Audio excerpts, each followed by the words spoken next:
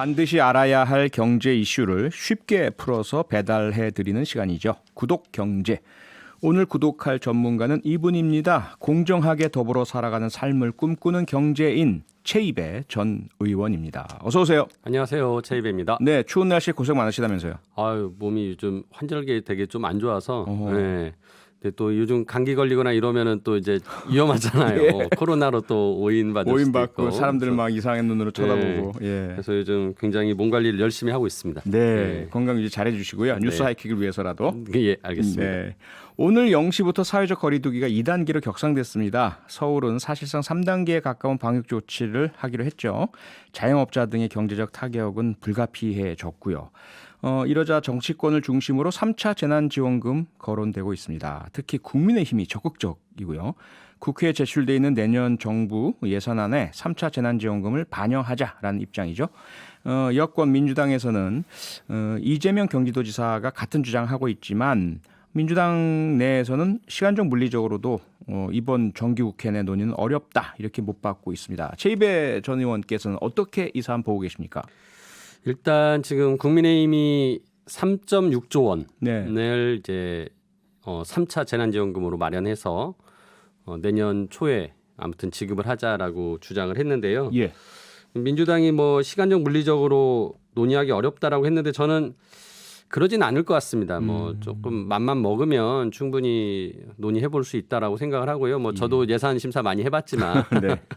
진짜 뭐 벼락치기로 뭐 해서 불가능은 없다. 그렇죠? 네, 그렇죠. 불가능 없습니다. 그래서 예. 꼭 필요하다면 네. 넣을 수 있다고 생각을 하고요. 근데 이제 지금 나온 규모가 지난 2차 재난지원금이 그때 7조 8천억 원이 나갔는데 네. 그 중에 이제 소상공인 긴급 피해 지원이라고 해서 예. 뭐 아시다시피 우리가 집합 금지 업종 해가지고 그렇죠. 이렇게 장사를 못하게 예. 되니까 그 자영업자들 소상공인들에 대해서는 이제 특별히 피해 지원을 한다 해서 그때 3조 8천억 원을 예산을 마련을 했었어요. 그래서 이번에 국민의힘에서 얘기한 금액이 그 정도 규모를 얘기한 것 같습니다. 대상도 소상공인 지원을 위해서 하자라고 주장을 하고 있고요. 그래서 예. 지금 555조 원의 예산을 심사를 하고 있는데 그렇죠. 저는 뭐 특히나 지금 좀 정쟁 목의 좀 성격으로 그 이제 정부가 추진하는 그린 뉴딜 예산을 반드시 깎겠다. 약간 이제 지금 한국당이 예. 국민의힘이 그러고 있는데 예. 뭐 저는 불효불급한 예산들은 충분히 손 댈 수 있다고 보거든요. 그래서 3조 6천억 원 정도라면 어느 정도 충분히 예산을 저희가 논의한 경험상 좀 융통성 있는 금액이라는 생각이 들어요. 만들어낼 수 있다. 예, 그래서 예. 한번 좀 민주당도 진지하게 논의를 해봤으면 좋겠다라는 생각입니다. 네, 그러니까 국민의힘에서도 그린 뉴딜을 깎아야 된다 이런 입장은 좀 버리고 민주당에서 예. 불가능하다 이런 입장을 버려서 그리고 서로 같이 논의를 하다 보면 예. 이 정도는 불급한 예산 좀 줄여서 가능하다 이런 말씀이잖아요. 통상 저희가 한 그 제 기억에는 530조 예산 논의할 때도 네. 한 10조 정도를 감액하고 뭐 8조 정도를 증액하는 그런 작업들을 했었거든요. 그렇죠. 뭐 그 정도의 규모가 있었기 때문에 이번에도 한번 논의를 했으면 좋겠다라는 생각이 듭니다. 네. 자, 그럼 효과성은 어떤가요? 1차 5월에는 전 국민 대상으로 지급을 했었고요. 2차는 앞서 말씀하신 것처럼 위기 일부에 대한 선별 지급을 했지 않습니까? 예, 그렇죠. 효과가 있었다라고 보십니까? 뭐 엇갈리던데요, 평가들이? 그 정부가 6월 말 기준으로 이제 가계 동향 분석을 이제 8월 말에 발표한 게 있어요. 네. 그때 이제 이게 논란이 됐는데요. 네. 뭐 일부 언론에서는 뭐 재난지원금 지급했는데 소비가 7만 원밖에 안 올랐다. 가구당 뭐 이제 그런 논란이 있어서 제가 그때 면밀히 좀 분석을 했는데 예. 간략하게 말씀드리면 그 지난 2분기에 소비 중 그러니까 소득 중에서 이전 소득 즉 정부로부터 지원받은 거 제가 보기엔 이제 재난지원금이 그때 1차 재난지원금이 네. 아마 이거에 해당된다고 생각을 해요. 예. 그게 가구당 28만 9천 원으로 소득 증가 효과가 추정이 됩니다. 예. 근데 그러면은 지출은 얼마 늘었냐?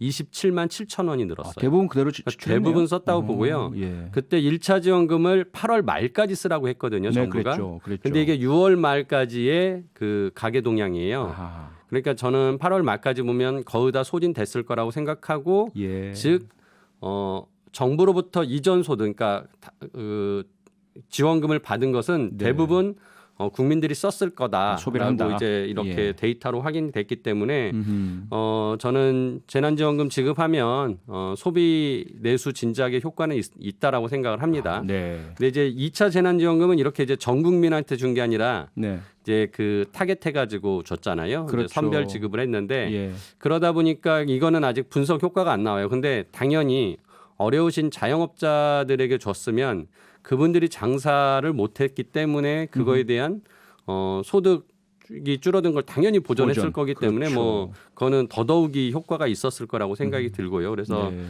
지금 이렇게 코로나로 인해서 영업이 중단되는 상황에서 뭐 이런 그 선별적인 지급을 계속 뭐 하겠다라고 한다면 진짜 더 어려운 곳을 잘 찾아내서 정부가 지원하는 것은 바람직하다라는 생각이 듭니다. 네. 예. 예, 제 3차 긴급재난지원금 문제는 계속해서 살펴보도록 하고요. 오늘은 부동산 문제 여쭤보려고 모셨습니다. 예. 종부세, 종합부동산세.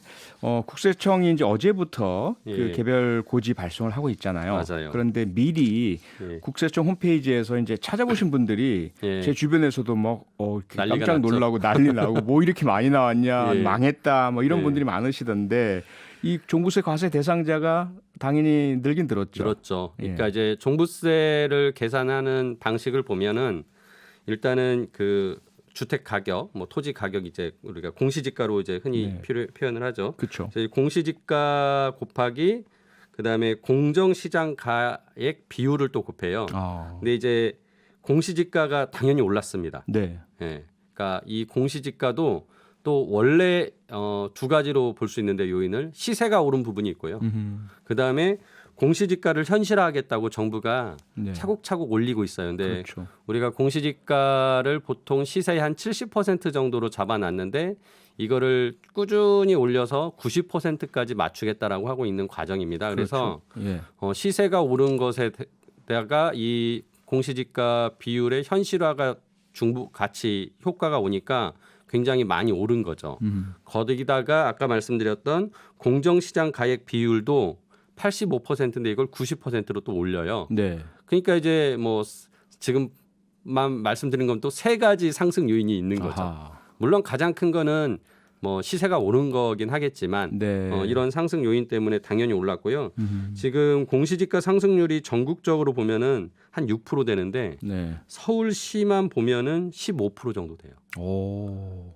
굉장히 많이 오른 그러네요. 거죠. 예, 그러니까 전국에 비해서 3배 이상 오른 거니까 네. 이제 지금 종부세 대상이 아니었던 분이 종부세 대상이 되기도 하고 네. 냈던 분은 굉장히 크게 오른 금액을 확인하셨기 때문에 굉장히 놀라셨을 거라고 생각이 들고요. 네. 지금 저희가 이제 그 아직 이렇게 통계가 안 나왔는데 26일 날 나옵니다. 예. 지금 미리 가서 이렇게 찾아보시고 그런 건데 그러니까요. 예, 곧 있으면 이제 정부가 발표를 할 텐데 지금 대략적으로 올해 종부세 내실 분이 70에서 80만 명 정도다라고 했는데 그 작년에 60만 명이었거든요. 10만 명 이상 늘었네요. 10만 명 예. 이상 늘은 거고요. 예. 특히나 주택 부문에서 51만 명이 냈었어요. 네. 그러니까 이 51만 명의 주택자 중에서도 그 1주택자가 한 20만 명 정도 됐거든요. 네. 근데 이제 이게 다 늘어나겠죠. 아하. 그래서 뭐 이제 어차피 내일 모레니까 뭐 통계가 정확히 나오니까 그때 이제 분석을 할 수 있겠지만 1주택자에 대한 과세도 그 늘고. 숫자도 늘어나고 예. 그다음에 아무튼 주택 부분의 전체적인 납세자와 납세 금액이 늘어날 것으로 생각이 됩니다. 자, 그런데 종부세, 종합부동산세란 것은 부동산 재산세잖아요. 그렇죠. 그러니까 이게 늘어났다 또는 안 내다가 낸다라는 것은 그만큼 가지고 있는 부동산의 재산 가치가 올라갔기 때문에 올라갔다 이렇게 봐야 되는 거죠. 그래서 뭐 예. 당연히 내야 되는 세금이라고 생각이 돼요. 네. 하지만 그 이제 종부세라는 게 그 법에 항상 제 1조가 법의 목적이거든요. 네. 근데 종부세의 목적을 보면 부동산 가격 안정을 목표로 해요. 아하. 그러니까 그거를 조금 다른 말로 표현하면 투기를 막겠다라는 그거를 그렇게 표현을 한 거였거든요. 네. 입법할 때. 예. 그런데 이제 1세대 1주택자 입장에서는 네. 내가 실제 사는 집인데 투기하는 게 아니지 않냐. 그러니까요. 라는 예. 생각이 들죠. 그래서 아까 말씀드린 대로 그 납세자가 확 늘어나는데 예. 이 중에 이제 1세대 1주택자가 굉장히 많을 거란 말입니다. 네. 그래서 이분들은 당연히 불만의 목소리가 커지고 음흠. 조세 저항이 세지겠죠. 아하. 그래서 저는 이 부분에 대해서는 정부가 좀 네.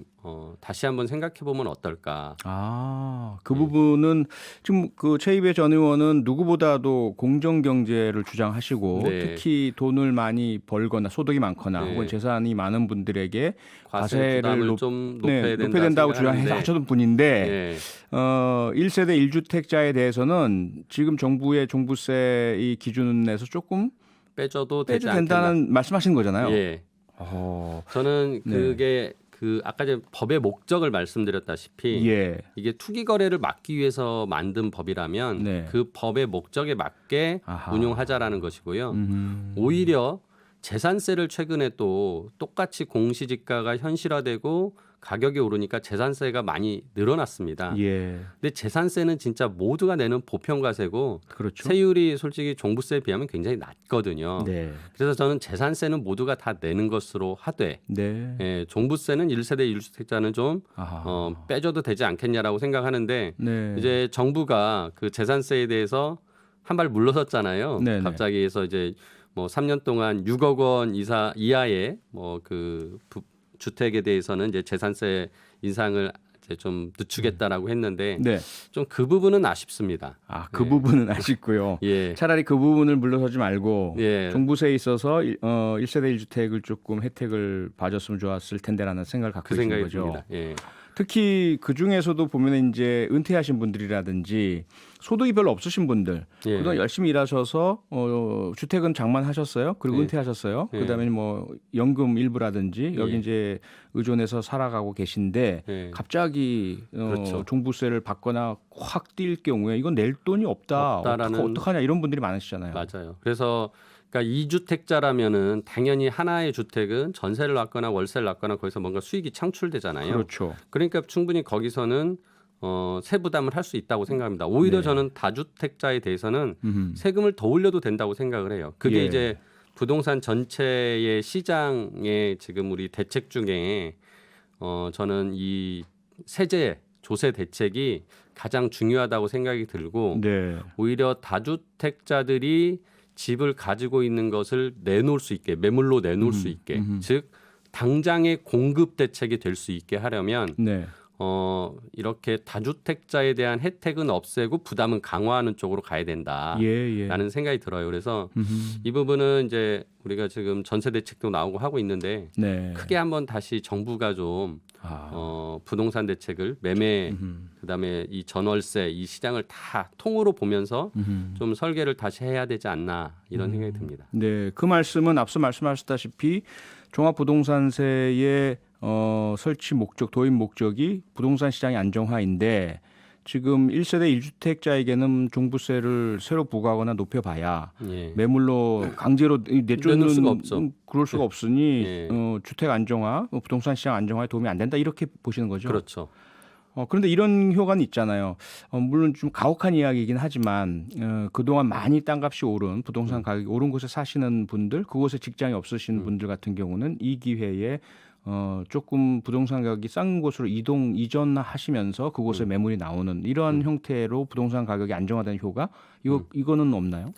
근데 뭐 솔직히 그러면 이제 서울 사시던 분 다 지방 가시라 이런 얘기인데 솔직히 평생 여기서 직장 생활하고 뭐 가족들이 여기 있고 그런데 네. 그런 분들이 이렇게 지방으로 가시기는 쉽지 않죠. 그렇죠. 그래서 예. 저는 좀 더 현실적인 방법은 1세대 1주택자에 대해서는 종부세를 면제하거나 깎아주는 방식으로 조세 저항을 최소화하고 네. 대신 다주택자는 매물을 내놓을 수 있게 좀 더 부담을 강화하는 방식의 아하. 조세 체계를 설계를 하면 좋겠다라고 네. 생각합니다. 예, 그리고 진짜 이미 뭐 이제 그런 것들을 실행하기 위해서 내년에는 또 이 종부세 세율도 많이 올리거든요. 그런다면서요. 예, 그래서 내년에는 진짜 거의 모든 분들이 2배 이상 세율 증가로만 인해서 2배 정도의 그 세금이 오를 것으로 예상이 되는데 또 내년에도 집값이 오르고 공시지가의 현실화가 이루어지고 또 공정시장 가액 비율도 또 조정한다면 네. 내년에는 더 많은 세부담이 될 겁니다. 그러게요. 지금 종부세 최고 세율이 3.2%인데 내년에는 6% 거의 2배로 오른다는 예. 거 아니에요. 그렇죠. 거기다 공시지가는 또 계속 말씀하신 것처럼 시세의 90% 수준에 맞출 때까지 계속 올라갈 높일 것이고요. 예.